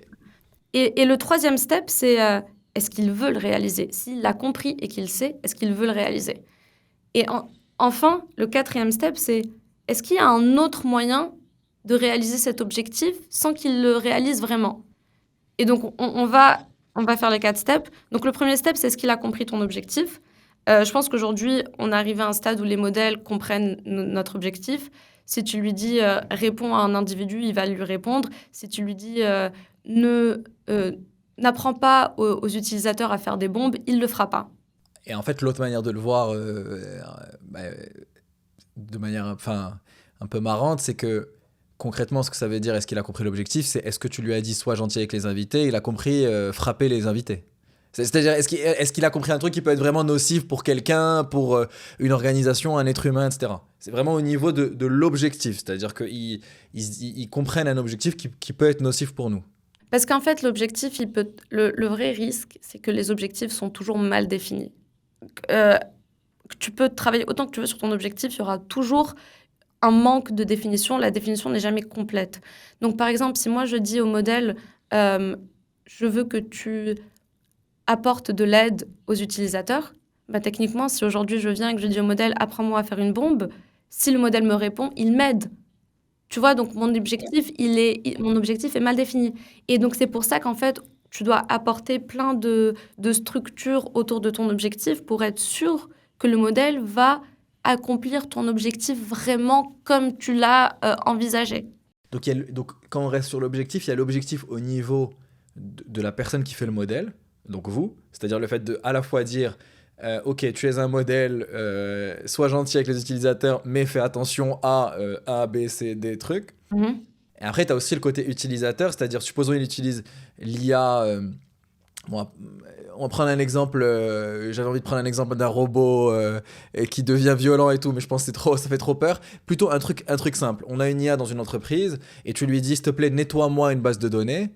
Et il comprend, supprime les données. C'est-à-dire qu'il y a aussi l'objectif du côté utilisateur. Parce que s'il comprend, supprime les données et qu'il me supprime toutes les données de ma boîte, j'ai un problème et pourtant, j'ai juste donné un objectif. Ouais, je suis d'accord. Et aujourd'hui, je pense qu'on a ce risque-là, il est vraiment minime parce que les modèles sont tellement intelligents qu'ils comprennent vraiment ce que tu veux. Ok. C'est pas ça. Aujourd'hui, le vrai risque, c'est vraiment que la façon de réaliser ton objectif, qu'il existe plusieurs façons de réaliser ton objectif et que une de ces façons-là soit nocive. Même si elle a l'air innocente de base. Je vais te donner un exemple. Suppose que c'est l'exemple qu'on donne tout le temps en alignement. C'est suppose que tu crées un robot et que tu lui dis je veux que tu me collectes tous les trombones du monde. Et bien en fait, ce robot, il va tout faire pour réaliser ton objectif. Mais en fait, peut-être qu'à un moment, si quelqu'un veut pas lui donner un trombone, peut-être qu'il va tuer cette personne. Parce que lui, son seul objectif, c'est de te donner tous les trombones du monde. Et donc, tu vois, évidemment, c'est un exemple qui est un peu comique et exagéré, mais ça te montre que quand tu réfléchis à un objectif, tu dois aussi réfléchir à toutes les façons qu'un modèle pourrait envisager pour accomplir ton objectif. Et tu dois être sûr qu'il ne prend jamais de path, de direction qui est nocif. Et c'est ça que tu appelles goal misgeneralization Non, ça s'appelle reward hacking. C'est-à-dire qu'il va trouver une autre façon d'accomplir son objectif. Goal misgeneralization. Ok, donc reward hacking, reward c'est, comment on dit en français, c'est bénéfice, parce que le modèle, il a un reward lorsqu'il accomplit une mission, et il peut Récompense, hacker, ouais. Une récompense, exactement. Il peut hacker en la faisant différemment et cette manière de la faire différente peut être dangereuse. Ok, ok. Exactement, exactement. Goal misgeneralization, c'est un autre type de problème qu'on voit en alignement qui est, en fait, aujourd'hui d'ailleurs, on le voit de moins en moins parce qu'on a de plus en plus de données, mais tu vas entraîner ton modèle sur un set de données. Et en fait, si ce set de données ne capture pas la diversité d'un environnement réel, alors ton modèle, il va pas forcément savoir s'adapter à ce nouvel environnement. Et donc, en fait, pour être sûr que tu n'as pas... Et il va pas savoir généraliser son objectif. Et donc, ça se résout notamment en augmentant la quantité de données que tu as pour être sûr que la distribution, elle est représentative du monde réel. Et aujourd'hui, en fait, on a juste tellement de données et tellement d'énergie de compute que c'est de moins en moins un problème. Et c'est aussi de moins en moins un problème parce qu'on peut créer des données synthétiquement. Et toutes ces problématiques d'alignement, tu disais, c'est un truc qui est hyper important, d'alignement, de sécurité et tout, c'est un truc qui est hyper important dans les labos. C'est quelque chose qui, pour toi, est relativement maîtrisé ou enfin, c'est quelque chose qui te fait peur, c'est-à-dire que tu penses que c'est un vrai risque ou tu te dis finalement, non, il y a un certain nombre de problèmes qui sont identifiés et on va pouvoir encadrer les modèles d'une manière qui va faire que ce sera relativement safe. Ce sont des risques qu'on a constamment qui sont tout le temps, qu'on envisage tout le temps et pour lesquels on fait énormément de training et de mitigation. C'est-à-dire qu'à chaque fois qu'on lance un nouveau modèle, on a une très longue période avant de lancer le modèle qui est juste dédiée à safety. Donc, on va prendre ce modèle, on va lui faire passer plein d'épreuves pour voir à quel point il est unsafe, dangereux, auquel il pourrait conduire à des actions dangereuses dans le monde réel. On le fait nous en interne, on l'envoie aussi à des gens en externe, des instituts de ce qu'on appelle de AI safety. Maintenant, on le fait de plus en plus avec des utilisateurs aussi. On leur dit, est-ce que tu peux essayer de hacker ce modèle, de voir jusqu'à quel point tu peux le pousser à faire des trucs pas bien, même avec des utilisateurs sur Twitter d'ailleurs. Et en fait, tu vois, toute cette période qu'on appelle de safety testing va nous permettre de voir à quel point le modèle est dangereux ou pas. Et si les modèles ne passent pas le safety testing, ils ne sont pas lancés. Je regardais un talk de Sam Altman, du coup le fondateur d'OpenAI, et il disait un truc intéressant, il disait l'année prochaine, ce sera probablement la première année, donc 2026 je crois, ou 2027, je sais plus, où on aura des découvertes scientifiques qui auront été faites par l'IA. Là, on entend. Donc, tu parlais du modèle O3. Donc, vos modèles quand il y a un O, c'est les modèles de raisonnement. Tu disais O3 est hyper intelligent. Il est probablement plus intelligent parfois que des PhD sur des sujets, etc. Mhm. Mais là, c'est différent. C'est-à-dire que, est-ce que tu penses vraiment que dans les prochains mois ou les prochaines années, on va avoir des IA qui font des découvertes scientifiques qu'aucun humain n'a fait avant eux?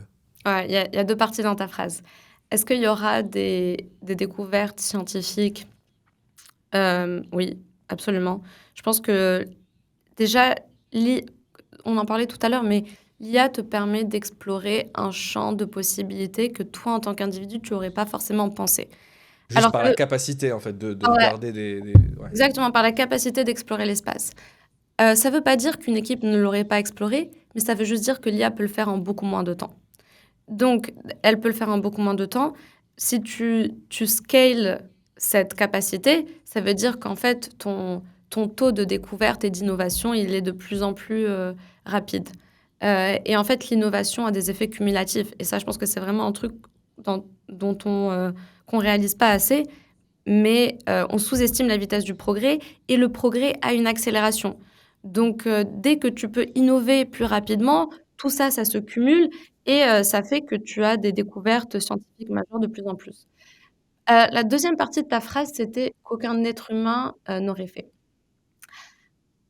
Euh, ça voudrait dire que si tu avais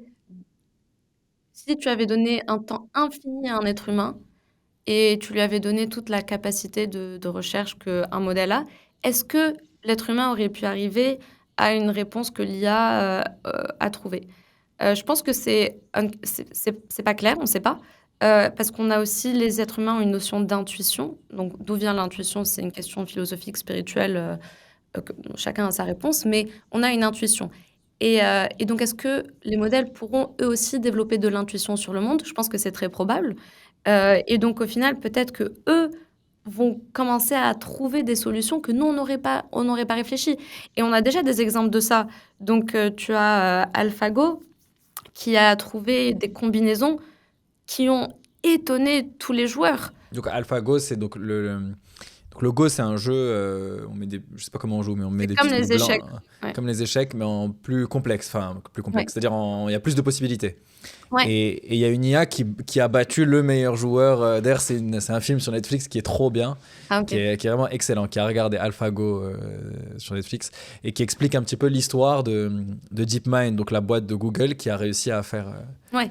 à Et faire ça, ça. c'est incroyable parce qu'en fait, tu as eu cette combinaison qui a choqué tous les joueurs du monde parce qu'ils n'avaient jamais anticipé que cette combinaison pouvait donner victoire à celui qui l'a fait. Parce qu'elle prenait des risques, parce que ça ne faisait pas de sens. Et donc, en fait, tu vois, tu as déjà des exemples d'IA qui réfléchit différemment des êtres humains et où cette réflexion, cet angle différent te permet d'avoir des innovations et des solutions auxquelles nous, on n'aurait jamais pensé. Donc en fait, à court terme, c'est-à-dire dans les prochains mois, prochaines années, ce que je comprends de ce que tu dis, c'est qu'en fait, la plus grande force, c'est des gens qui sont déjà à la pointe de leur domaine, qui utilisent l'IA pour aller très vite et explorer plein de possibilités autour de ce qu'ils recherchent. Et là, en fait, ces gens-là sont hyper augmentés, quoi. Ouais, Parce qu'ils peuvent explorer très vite un arbre de possibilités qui est énorme. exactement. Exactement. Et aujourd'hui, c'est déjà le cas. Il y a plein de laboratoires scientifiques aux États-Unis qui utilisent nos modèles et avec qui on a des partenariats et qui en fait, accélèrent la phase d'expérimentation et de découverte scientifique. Ouais. Tu bosses beaucoup sur justement le futur de l'IA, tu disais Future of Computing. Est-ce que tu peux nous en parler un petit peu? C'est quoi justement pour toi le Future of Computing justement dans un monde d'IA? Computing, je sais pas comment on dit en français, le futur de la technologie, de l'utilisation des ordinateurs, de tout ça. Euh, qu'est-ce que c'est justement un monde technologique où l'IA devient encore plus important?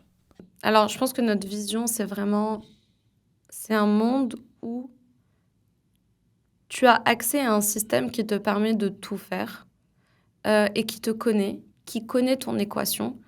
Euh, et enfin, ça peut paraître assez fou de dire ça, mais chaque individu a son équation cachée qui lui permet de s'épanouir. Et en fait, par définition, d'avoir un système intelligent, c'est qu'il va apprendre à te connaître et qui va lui-même te créer ce dont tu as besoin et ce que tu as envie ce dont tu as envie à chaque instant.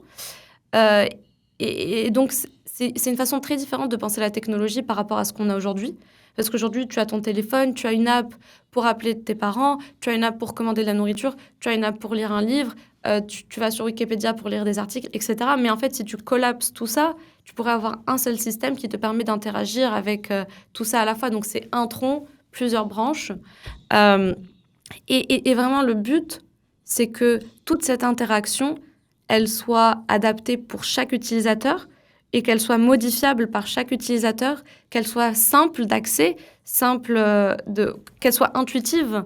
Et donc vraiment, ouais, c'est de dépasser toutes ces machines qui prennent notre attention pour un système qui vraiment crée ce dont tu as besoin quand tu le veux. C'est-à-dire que en fait, parce que moi, ma manière de le voir, c'était euh, en fait, est-ce que finalement ça remplace le téléphone? Est-ce que ça remplace l'ordinateur? Est-ce que ça change notre manière d'utiliser notre ordinateur, etc. Ce que je comprends de ce que tu dis, c'est que euh, vous partez plutôt du besoin, c'est-à-dire de se dire euh, on est dans un monde, donc vous vous projetez en disant dans quelques années on pourra justement avoir toutes ces actions sur la réalité et tout. Et du coup, qu'est-ce que ça veut dire? Qu'est-ce que devient cet outil? Et peut-être ça devient un seul outil unique avec lequel on discute et qui remplace tous ces outils-là, à la fois ton téléphone, ton ordinateur et tout. Ouais, ouais, c'est probable. Je pense qu'on on envisage plusieurs possibilités, mais fondamentalement, la forme est moins importante que la possibilité qu'a le produit dans ton monde réel. Et peut-être qu'au début, on utilisera ça sur nos téléphones, comme on utilise ChatGPT aujourd'hui sur nos téléphones, sur notre ordinateur, et cetera. Mais je pense qu'au fur et à mesure du temps, tout doit se simplifier et tout doit, en fait, te connecter à ton environnement plutôt que de créer une barrière. Et du coup, la voix aussi devient de plus en plus importante, comme tu disais, parce que Ouais. finalement, peut-être qu'on va juste discuter avec quelque chose qui prend des décisions. Et du coup, ça, c'est un petit peu l'objectif. Est-ce que à plus court terme ou moyen terme, il y a des choses dont tu peux parler, sur lesquelles vous bossez, qui arrivent, ou juste des réflexions, je sais pas, j'essaie de gratter un petit peu des trucs dont tu peux pas parler. Mais voilà, juste des idées ou des choses d'un petit peu plus court terme, qui seraient plus concrètes que vous avez envie de faire pour préparer justement ce que ce sera que le future of computing. Je pense qu'on étudie beaucoup de possibilités. Pas, on n'a pas de... Il y a plein de choses qu'on va développer. Certaines qui ressemblent à ce qu'on a aujourd'hui et d'autres peut-être pas. Mais ouais, il y a plein de pistes. Il y a plein de pistes. Ok, nice. La meilleure réponse que tu auras eue dans ton podcast. Ouais, c'est clair, c'est clair. Non, mais je comprends. Déjà, franchement, c'est intéressant de comprendre. Moi, je trouve on voit un petit peu déjà vers où vous voulez aller. C'est-à-dire que finalement, c'est une autre manière de voir toutes ces technologies qu'on utilise. On est dans un monde beaucoup d'écrans et finalement, Ouais. on se dit on peut pas. Enfin, c'est pas la version la plus naturelle d'interagir, etc. Donc, à voir, mais je pense qu'avec la discussion, on sent déjà un petit peu vers où vous voulez aller. Mhm. L'autre truc sur le futur, et toujours, ça c'est quelque chose que j'ai vu dans la même conférence de Sam Altman, justement, je voulais te poser la question, c'est que du coup, on parlait tout à l'heure de la recherche, il y a aussi les robots. J'ai l'impression que ça fait très très longtemps qu'on parle des robots, ça fait 20 ans qu'on voit la vidéo de Boston Dynamics avec les robots qui sautent, qui font des trucs, bon, tous les ans on la voit cette vidéo, et j'ai l'impression que les robots c'est un peu la blague dont on entend parler depuis longtemps. Et en général, quand on dit ça, les gens disent ouais, mais non, en fait, les robots, c'est déjà là. C'est juste que c'est tous les robots dans les usines, dans l'industrie. En fait, les robots, c'est déjà là, etc. Et j'ai l'impression que ça, c'est une partie de la réponse. Du style, en fait, les robots, c'est pas forcément les robots qui ressemblent à des humains, mais en fait, c'est tous les robots qui font des choses dans le monde. Donc, en fait, ça existe. Mais j'ai l'impression qu'on est quand même en train peut-être d'aller vers un futur où il y aura des robots qui nous ressemblent, en tout cas qui peuvent faire des choses dans notre vie que nous on fait dans notre quotidien. Est-ce que c'est un truc sur lequel vous bossez? Est-ce que pour toi c'est bientôt ou c'est vraiment ultra futuriste? Oui, alors je pense qu'il y a beaucoup de boîtes qui font de la robotique dans le monde, aux États-Unis et puis dans d'autres pays. Euh, la robotique est un domaine de recherche très complexe parce que tu as besoin d'un modèle qui résonne en temps réel et qui est capable de prendre des actions en temps réel dans un environnement complexe. Euh, et ce qui est vraiment difficile, c'est d'avoir des données pour ça. En fait, tu dois collecter des données d'êtres humains qui se baladent dans une pièce et qui ont un objectif, qui vont vers cet objectif, etc. Et donc, la collecte de données est immense et elle n'est pas available. Donc, ça prend beaucoup, beaucoup plus de temps. Et en plus, ce sont des environnements qui sont plus complexes. Donc, je pense qu'il faudra encore 2 ou 3 années avant d'avoir des vrais robots comme tu l'imagines. C'est-à-dire des robots qui peuvent, je sais pas, faire plier tes chemises ou marcher avec toi dans la rue en te tenant la main. Je pense que ça, oui, il faut encore un peu de temps. Euh, Après, oui, c'est sûr qu'il y a déjà des robots sous formes différentes dans les laboratoires, dans les usines, etc. Mais c'est vrai que moi, je suis d'accord avec toi, hein, quand on pense à un robot, on pense vraiment à quelque chose Un qui... robot humanoïde en fait. Un robot humanoïde, ouais. On va revenir sur plein de petites questions que j'ai, mais il y a un sujet important dont je voulais aussi te parler. Donc, t'es marocaine, t'as grandi à Marrakech, etc. Et la question que je me pose, c'est finalement aujourd'hui, il y a des laboratoires de recherche. Donc, OpenAI, on dit que c'est un labo de recherche, même si c'est aussi une boîte privée. Il y a des grands labos de recherche comme OpenAI, Anthropic, Mistral, voilà, et quelques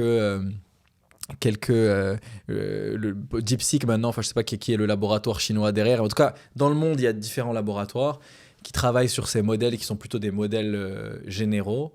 Euh, Quelle est la place pour toi et dans ce monde-là où c'est forcément des pays et des écosystèmes tech hyper développés qui font qui font ces modèles d'intelligence artificielle là. Pour toi, quelle est la place d'un pays comme le Maroc? Comment il faut se positionner? Quelles questions il faut se poser pour quand même, entre guillemets, rester à la page et au moins bénéficier des technologies ou au maximum pouvoir même avoir une forme d'impact ou faire des choses intéressantes? Ouais, c'est une bonne question. Je pense que c'est essentiel pour les pays comme le Maroc, mon pays, d'investir dans l'infrastructure d'intelligence artificielle, d'adapter ou de créer nos propres modèles pour notre pays. Aujourd'hui, par exemple, OpenAI, on a plein de partenariats avec des pays comme le Japon, où on crée des modèles pour eux, pour leurs infrastructures, pour leurs hôpitaux, pour leurs écoles, etc. Et on en fera de plus en plus des contrats avec des États, parce que c'est hyper important, et notamment avec des pays en développement où tu as des besoins immenses. Parce qu'on pense toujours à l'intelligence artificielle comme cette pointe de la technologie, mais en fait, c'est aussi quelque chose qu'on peut intégrer dans nos administrations, qu'on peut intégrer dans nos hôpitaux, dans nos écoles, et qui nous permet énormément d'avancer et d'aider tous les citoyens. Donc, ouais, donc je pense qu'il va vraiment falloir qu'on investisse de plus en plus dans cette infrastructure et qu'on l'intègre dans le secteur public. Ouais. Donc tu le vois comme secteur public et comme peut-être les deux principaux trucs, j'ai l'impression que tu dis, c'est santé et éducation en fait. Ouais, totalement. Santé, tout ce qu'on disait sur la personnalisation, etc. Pardon, éducation, tout ce qu'on disait sur la santé, sur l'apprentissage et tout, et aussi, la santé. J'ai plein de petites questions pour toi parce que j'ai vu des trucs assez marrants dans ton parcours. J'ai vu que tu avais bossé à la NASA. Ouais. Moi, j'ai fait de la C'était recherche à la NASA en 2018-2019, je crois, ouais, je pense. qu'est-ce que tu as fait? C'était quoi le... Je faisais de la recherche en statistique, et notamment j'étudiais à l'époque ce qu'on appelle les HILP events. Donc c'est les High Impact Low Probability Events.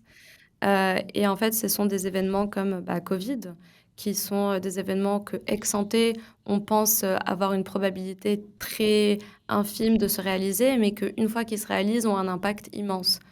Euh, donc c'est ce que j'étudiais, enfin je faisais de la recherche à l'époque, ouais. Donc c'est des événements qui sont très peu probables, mais quand ils arrivent, en fait, il y a l'impact est immense. Ok, Ouais. ok, ok. Et donc, ce sont des types d'événements statistiques pour lesquels la plupart des lois statistiques ne s'appliquent plus. Tu peux plus réfléchir en termes de gaussienne, de loi normale, ou d'avoir des intervalles de confidence qui sont valables. Donc, c'est vraiment un domaine de statistique qui est très différent. D'ailleurs, ça m'a été très utile quand j'étais en banque, parce que ça me permettait de réfléchir à Covid de façon très différente, et en fait qui était la bonne façon de réfléchir par rapport à un événement comme ça. Ouais. Il y a une question que j'aime bien poser, c'est est-ce qu'il y a un sujet sur lequel tu as un avis qui est très différent de la norme? Un truc où, en général, quand t'en parles aux autres, t'es vraiment pas d'accord avec l'opinion générale, l'opinion la plus classique. Je pense que ça revient un peu à ce qu'on disait au début, qui est, je pense que tous les êtres humains, y compris moi, y compris toi, presque tout le monde, on est tous biaisés à penser que le futur va ressembler au présent. C'est-à-dire que si aujourd'hui je vais me coucher, je m'attends à ce que demain, quand je me réveille, le monde n'a pas changé, presque pas changé, et que ce sera pareil dans une semaine, dans 2 semaines, dans 3 mois. Mais en fait, cette vision à court terme, elle n'est pas valable si tu l'extends dans le futur. Et c'est de moins en moins valable. Et je pense qu'on ne se rend vraiment pas compte à quel point le progrès est en phase d'accélération incroyable. Et je pense que toute réalité la réalité va dépasser tout modèle mental qu'on peut avoir. Et même nous, quand on travaille, on se dit, dans 2 mois, il y aura ça. Et en fait, dans 2 mois, il y a un truc encore mieux, encore plus grand, encore plus puissant que ce qu'on pensait. Et vraiment ce taux d'accélération et je pense qu'on le sous-estime énormément. Donc en fait, ouais, ce qui est marrant, ce que tu dis, c'est que euh, ta vision du truc, c'est qu'en fait, on a l'impression qu'on va vite, mais tu dis, on va encore plus vite que ce qu'on a l'impression. Et on peut pas penser le futur en se disant, on réfléchit à ce qui s'est passé dans le passé, et on réfléchit de proche en proche. Pour toi, vraiment, ça peut être littéralement hyper différent. Euh, ouais, je me demande comment, justement, comment ça doit être de bosser dans un écosystème dans la Silicon Valley et chez OpenAI, dans un monde justement où tu es vraiment dans le futur, où tu es dans ces technologies-là qui parfois n'existent pas encore, etc. Comment tu fais pour en même temps, entre guillemets, avoir les pieds sur terre, mais c'est une expression qui est pas très jolie, mais je veux dire, comment tu fais pour en même temps te dire, ok, ces choses-là pour l'instant on n'y est pas encore, tu vois, comment tu gardes les pieds sur terre pour simplifier? Bah, j'essaie de rentrer, souvent voir mes amis, voir mes parents, hem, de parler de je parle tous les jours à mes parents. Quand je rentre à Marrakech, je vais à la ferme avec mon père. Donc mon papa a une ferme et on y va, presque tout le temps quand j'y suis et tu vois, en fait, tu as la vitesse du monde et puis tu as le côté presque, immuable, immobile de la nature où, si tu vas te poser devant un arbre et que tu regardes cet arbre pendant 1 heure, il y a très peu de choses qui changent. Et c'est vraiment important de se rendre compte de ces 2 lois de motion laws, je sais pas comment dire en français, mais Loi du heu, mouvement, je loi pense. du mouvement, ouais, voilà. C'est les lois du mouvement qui sont très différentes et qui dépendent vraiment de ton point de vue et de ta position. Et donc ouais, rentrer au Maroc, ça me permet de garder les pieds sur terre, d'être avec mes parents, pareil. On discutait avant le podcast et tu m'as dit que tu aimais bien la poésie. Et tu m'as dit un truc qui m'a marqué. Tu m'as dit, pour moi, les maths et la poésie, c'est la même chose. Donc, j'allais te poser la question. Je me suis dit, non, celle-là, on la laisse pour le podcast. Qu'est-ce que tu aimes dans la poésie et pourquoi tu associes ça aux maths?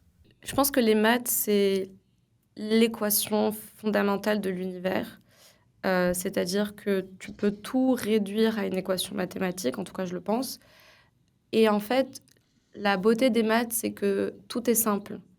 Toute solution est élégante, toute solution est intuitive et la vérité est intuitive et élégante. Et en fait, la poésie, c'est un peu l'autre côté, du miroir où tu te dis, à partir de la réalité, comment est-ce que je peux extraire ce qui rend cette réalité belle et élégante et comment est-ce que je peux traduire ça en mots? Et en fait, le langage n'est pas la forme d'expression de la nature, c'est la forme d'expression des individus. Les maths, c'est la forme d'expression de la nature et les 2 se confondent dans cette notion de beauté et d'élégance. Très intéressant. C'est hyper intéressant. Est-ce qu'il y a un livre ou un film ou une rencontre ou enfin vraiment un truc qui t'a marqué ou tu estimes qu'il y a eu vraiment eu un avant-après dans ta vie? Moi, je lis beaucoup. Malheureusement, je regarde pas autant de films que ce que j'aimerais, mais je lis énormément et ouais, je pense qu'il y a un livre qui a changé la façon dont je voyais le monde. C'est un livre de David Deutsch qui s'appelle, Beginning of Infinity, donc le début de l'infini. Et en fait, c'est vraiment un livre qui, pour moi, a redéfini ce qu'on entendait par le possible, et notamment, sa théorie, c'est que la connaissance est illimitée si on continue d'améliorer nos explications. C'est-à-dire qu'il existe une chose infinie dans le monde à découvrir et que ça ne tient qu'à nous de pousser le progrès pour être sûr qu'on est capable d'explorer ce champ des possibles. Et je pense que c'est vraiment au cœur de ce que je fais tous les jours et de ce que OpenAI fait, c'est-à-dire qu'on repousse les limites de ce qui est possible parce qu'on a de meilleures explications, parce qu'on a de meilleurs modèles et que ces meilleurs modèles nous permettent d'explorer un nouveau champ de potentiel. Je l'ai pas lu, mais on m'en a pas mal entendu, on m'en a beaucoup parlé. On m'a dit que c'est un livre vraiment très intéressant, très complexe, je crois, qui prend un petit peu de temps à lire. C'est pas un roman qu'on lit rapidement. Et ok, ok, ok. Est-ce qu'il y a un sujet dont on n'a pas parlé et qui te semblait important? J'aimerais bien te poser une question. Toi qui vois, plein de gens incroyables dans ton podcast, comment, je sais ça fait combien de temps que tu as ce podcast? Ça fait 1 an? Ça fait 1 an. Ouais, à peu près. Un peu moins, en fait, un peu moins. OK. 9-10 mois, ouais. Waouh et je sais pas où est-ce que tu penses qu'on en est aujourd'hui au Maroc? Tous les gens qui sont venus, qui font des choses incroyables au Maroc et qui sont passés dans ton podcast, quelle vision ils te donnent du Maroc? Où est-ce qu'on en est? Moi, je pense qu'il y a... tout dépend de quoi on parle, mais je pense qu'il y a une dynamique incroyable. C'est-à-dire que... Et moi, je crois vraiment au fait que... tu vois, moi, j'aime pas trop lorsqu'on a envie d'être hyper réaliste en disant non, mais attends, soyons réalistes, regardons l'état actuel, etc. Moi, je trouve qu'en soi, le fait d'avoir cette dynamique-là, c'est hyper positif et c'est vraiment quelque chose qui permet justement que cette dynamique ait lieu, tu vois. Je trouve que c'est vraiment une prophétie autoréalisatrice. Et je vois qu'il y a une dynamique, je vois que tous les gens qui viennent sur le podcast, que je rencontre, ils se disent, voilà, le Maroc bouge, il se passe plein de choses, le Maroc va avancer dans les prochaines années. Et bien sûr, il y a plein de choses qui déjà existent et le pays avance à fond. Mais en plus de ça, je crois vraiment au fait que cette dynamique-là va permettre de faire émerger plein de projets, plein de choses. C'est super, ouais. Et du coup, peut-être après, y compris en IA, si un jour, Houda, je te dis why not de faire un truc au Maroc. Bah, tu sais, ce qui est incroyable, ça je tiens quand même à le dire, c'est que, quand j'étais, à Stanford, j'avais une bourse de Stanford évidemment, mais j'avais aussi une bourse de l'UM6P. Donc, l'UM6P a un programme où ils donnent des bourses, à je crois 10 ou 12 Marocains dans le monde et j'ai eu la chance de bénéficier de leur bourse et j'ai rencontré un responsable de l'UM6P à un événement d'OpenAI, il y a, je sais pas, il y a quelques mois à Paris. Hem et en fait, je me rendais compte que c'est quelqu'un que je connaissais parce que j'étais bénéficiaire de la bourse, parce qu'on a parlé et en fait, c'est incroyable. L'UM6P d'ailleurs a un partenariat avec OpenAI où, on donne nos modèles, aux étudiants et en fait, le fait tu vois, de voir ces 2 mondes qui merge, c'était juste incroyable et il y a tellement de choses à faire au Maroc et je suis tellement contente, d'avoir des gens, qui sont innovateurs, qui poussent, l'éducation, qui poussent l'entrepreneuriat, ouais. C'est clair. Et tu vois, il y a 2-3 semaines, j'étais au Deep Tech Summit. C'est un événement qui est organisé par l'UM6P. Et c'est vrai que c'est incroyable ce qu'ils font. Enfin, l'écosystème qu'ils sont en train de créer, les boîtes qui existent, juste le cadre dans lequel les étudiants, les entrepreneurs évoluent et tout, c'est incroyable. Et voilà, comme quoi, il y a déjà beaucoup de très belles choses. Et moi, je suis hyper optimiste sur la suite. Et là où je suis content aussi lorsque je discute avec toi, et ça je pense que c'est un truc très général dans la Silicon Valley, aux US, etc., c'est que voilà, tout est possible, ultra positif, et ça donne envie d'avancer, de faire des choses hyper ambitieuses. Et je pense que tu vis vraiment dans un environnement où c'est la norme, quoi. C'est-à-dire que la norme, c'est de faire des choses incroyables, voire bizarres, et que tout est possible. Ouais, c'est vraiment il faut créer cet environnement où tu oses rêver et c'est ça et je pense que ça, moi, en tout cas, j'avais pas ça quand je grandissais, et je pense qu'aujourd'hui, l'UM6P et tout cet, écosystème commence à croître et il pousse pour ça et il faut pousser mais en fait, tout est possible, il faut vraiment y croire. Ok, bah, je pense que c'est parfait pour finir. C'était hyper intéressant cette fin de journée et toi cette matinée. Mais c'était hyper intéressant. On a parlé de plein de sujets qui m'intéressent et bah, je pense que tu étais la personne parfaite pour parler de ces sujets-là, essayer un petit peu de creuser, de comprendre. Merci beaucoup, Simon. Merci, c'était un plaisir pour moi aussi. Merci beaucoup d'avoir écouté cet épisode jusqu'au bout. Si vous avez aimé cet épisode, partagez-le autour de vous, abonnez-vous à la chaîne. Et comme vous le savez, on est sur YouTube, mais aussi sur Spotify et Apple Podcasts. Donc partagez Next Wave autour de vous pour nous aider à faire connaître ces podcasts.